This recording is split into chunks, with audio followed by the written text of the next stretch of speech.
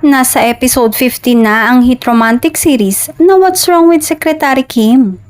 Kahit almost 1 month na itong pinapalabas ay nangunguna pa rin ito sa streaming platform na Viu. Sa katunayan ay trending ang mga scenes at promotional hashtags nito at ang latest niyang viral scene ng series ay ang pagsakay ng mga karakter ni na Paolo at Kim Chu na sina Vice Chairman Brandon Castillo Manansala o BMC at Secretary Kim sa jeep.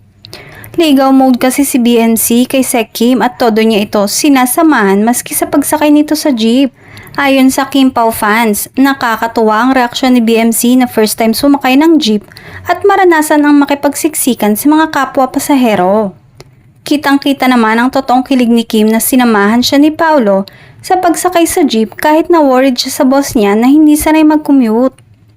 Say ng netizens, parang nawawala na sa karakter ang dalawa.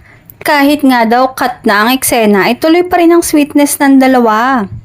Kilig na kilig nga ang mga netizens sa eksena ng Kim Pao. Nakadagdag din daw sa kilig ang kantang Lagi ng P-pop idol girl group na BINI. Ilang buwan pang tatakbo at marami pang series ang What's Wrong with Secretary Kim sa Viu, kaya matagal pang pakikiligin ni na Kim at Paolo ang kanilang mga fans.